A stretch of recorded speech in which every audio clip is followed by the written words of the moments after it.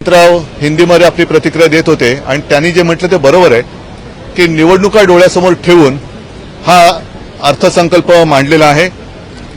काल परवाकडेच राज्यातल्या काही जिल्ह्यांना अवकाळीचा फटका जसा बसला तसं महाराष्ट्रातल्या संकटात सापडलेल्या शेतकऱ्यांना आणि एकूणच महाराष्ट्राला या घोषणांच्या पावसाचा अवकाळी पावसांचा फटका बसेल की काय अशी भीती आहे। याचं कारण असं विकास योजनांच्या नावाखाली लाखो करोडो रुपयांच्या योजनांची घोषणा झालेली आहे।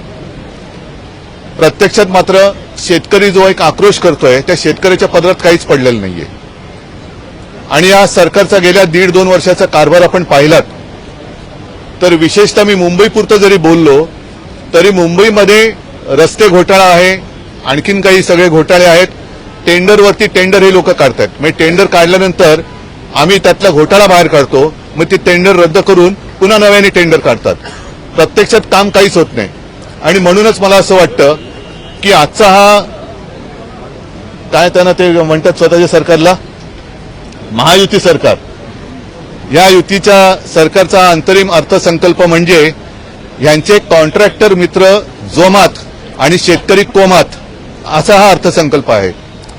कारण अंगणवाडी सेविका, आशा वर्कर्स या संपावरती आहेत, त्यांच्या मागण्यांकडे लक्ष दिलं जात नाही।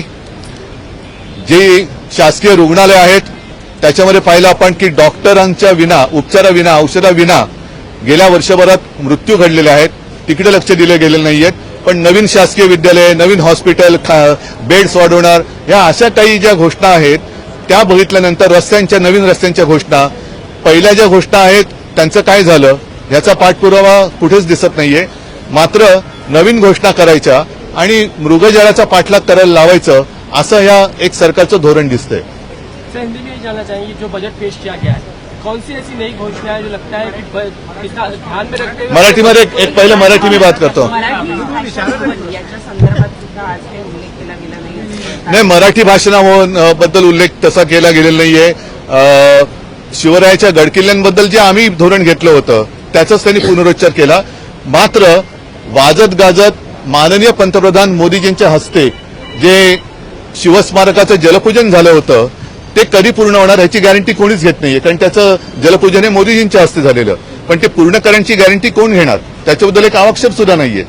नव्यान म्हणजे पुढचं पाठचं सपाट असा अर्थसंकल्प आहे की काय?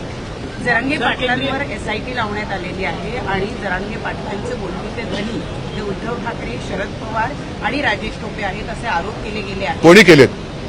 सत्ताधारी पक्ष नाही, म्हणजे कोण व्यक्ती सांगा ना, म्हणजे कोण? बघा, याच्यासाठी मला असं वाटतं की हे अत्यंत निर्गुणा प्रकार आहे। ज्या वेळेला जरांगे पाटील आंदोलनाला बसले होते त्या काळामध्ये, म्हणजे आपलं 1 ऑगस्ट होतं ना आपलं इंडिया बैठक झाली, त्याच दिवशी त्याच्या संध्याकाळी त्यांच्यावरती निर्गुण लाठी हल्ला झाला, अश्रुधूर सोडले, छरांच्या बंदुका सुद्धा त्यांच्या सुद्धा गोळ्या झाडल्या गेल्या होत्या। पवार साहेब स्वतः गेले होते, मी सुद्धा गेलो होतो, महिलांची डोकी फोडली होती। संपूर्ण म्हणजे जणू काय हे अतिरेकी घुसलेत अशा पद्धतीने त्यांना वागवलं गेलं।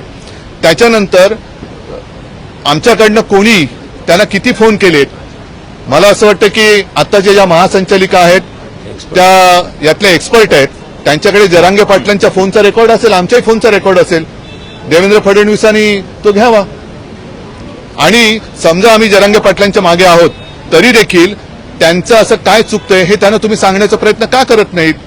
म्हणजे कोणी आंदोलनाला उभं राहिलं तर त्याच्यावरती तुम्ही त्याला गुन्हेगार ठरवायचं। ज्या पद्धतीने उत्तरेतले शेतकरी गेल्या वर्षी 1-1.5 वर्षापूर्वी आंदोलनाला उतरले होते त्यांना अतिरेकी ठरवण्यापर्यंत मजल गेली, आता जरांगे पाटलांना सुद्धा तुम्ही अतिरेकी ठरवणार आहात का?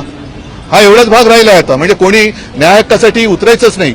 ठीक आहे, एखादीची मागणी कदाचित चुकीची असेल किंवा पूर्ण करता येत नसेल तर त्याला विश्वासात घेणं हे राज्यकर्त्याचं काम असतं, त्याला गुन्हेगार ठरवणं हे राज्यकर्त्याचं काम नसतं। असा राज्यकर्ता बिनकामाचा असतो। परंतु देवेंद्र फडणवीसांवर जे आरोप केले की मला मारण्याचा कट रचला गेलेला आहे त्याची एसआयटी करा चौकशी, आम्ही कुठे काय म्हणतोय। मुळामध्ये जरांगे पाटलांनी जी मागणी केलेली आहे त्या मागणीबद्दल ती मागणी सोडून त्यांच्या मागे का लागतात? त्यांच्या मागण्यांच्या मागे लागा ना, जरांगे पाटलांच्या मागे लागण्यापेक्षा। आणि मग जर आज जरांगे पाटलांच्या मागे आम्ही आहोत असं तुम्ही आरोप करत असाल तर 1-1.5 महिन्यापूर्वी गुलाल कोणी उधळला होता? गुलाल कोणी उधळला होता, फटाके कोणी फोडले होते. म्हणजे जर तुम्ही त्यांची एसआयटी लावत असाल तर माझं म्हणणं असेल की एसआयटी चौकशी चिवटपणाने करा.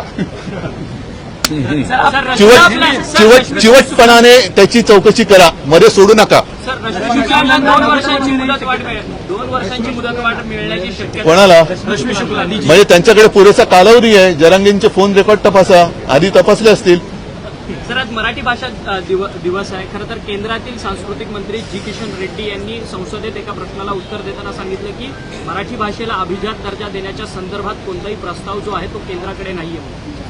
आता त्यांना पहिले मराठी भाषा कळली पाहिजे, कारण मराठी भाषेतला प्रस्ताव कळण्यासाठी सुद्धा जर का त्यांना नीट समजवण्याची आवश्यकता असेल तर मला असं वाटतं असं दुर्दैव देशाचं असू शकत नाही. बरं, आमचं सरकार आता यांनी गद्दारी करून पाडून 1-1.5 वर्ष होऊन गेलं. आम्ही तर प्रस्ताव पाठवले होते, त्या आधी सुद्धा पाठवले होते. मला खात्री आहे की विरोधी पक्षात आम्ही असलो त्यांच्या भाजपच्या, तरी देखील देवेंद्र फडणवीसांनी सुद्धा तो प्रस्ताव पाठवला असेल अशी आम्हाला खात्री वाटते. मग त्याचा पाठपुरावा त्यांनी का नाही केला? 1.5 वर्षामध्ये तुम्ही प्रस्ताव का नाही पाठवला? म्हणजे नको तिकडे चौकशा करण्यापेक्षा हे प्रस्ताव पाठवा ना. सर, हिंदी में जानना चाहेंगे आज का जो बजट पेश हुआ नहीं, आज का बजट जो है वो जैसे मैंने कहा कि सिर्फ चुनाव को सामने देखते हुए उन्होंने घोषणा की है. पिछले साल जो कुछ किया था उन्होंने अर्थसंकल्प, उसका क्या हो गया? उसके बारे में कुछ सामने नहीं आया. छत्रपति शिवाजी महाराज जी का जो स्मारक समुद्र में बनाने के लिए स्वयं मोदी जी आए थे, उनके हाथों से जल पूजन हुआ था. जिस काम का पूजन स्वयं मोदी जी के हस्ते हुआ है, उसकी गारंटी पूरी करने की जिम्मेदारी और गारंटी कौन लेगा? उसका कोई इसमें ये नहीं है, इसकी बात नहीं है उसके ऊपर. और मुझे ऐसे लगता है कि जिस तरीके से ये सरकार जो काम कर रही है, सिर्फ अपने कॉन्ट्रैक्टर दोस्तों के लिए काम कर रहे हैं. और अगर आप देखें तो बड़ी बड़ी योजना है, लुभावनी जरूर है, विकास काम है, लुभावना है, ये रास्ता करेंगे, वो रास्ता करेंगे, ऐसा करेंगे, वैसे करेंगे, लेकिन सिर्फ कॉन्ट्रैक्टर के लिए ये बजट है. और जो हमारे काश्तकार है वो दुख में है, तो किसान जो है दुख में है, उनके लिए कोई ऐसी बात दिखाई नहीं दे रही मुझे. सर, एक बात आप देख रहे हैं, कल परसों ही बारिश हो गई. आता अवकाळी पावसाला हिंदी में क्या कहते हैं? बिन मौसम बारिश, बेमौसमी. हाँ, बेमौसम बारिश हुई. कहाँ है, कब उनको पैसा देंगे? तो ऐसी सारी बातें हैं. और चुनाव सामने देखते हुए इन्होंने घोषणा तो की है, लेकिन अब जनता का भरोसा इनके ऊपर नहीं रहा. हम देख रहे हैं कि इकोनॉमिक ऑफेंस विंग जो एक जांच कर रहा है, खासकर वो उनका आरोप है कि 50 करोड़ रुपए आपने जो पार्टी फंड से निकाले हैं और उसकी जांच हो रही है. क्या ऐसा कुछ हुआ? उसके बारे में आपको उसके साथ साथ जो पूरे महाराष्ट्र में एक घोषणा गूंज रही है 50 खोके एकदम ओके, उसकी भी एसआईटी करो. चलो, धन्यवाद.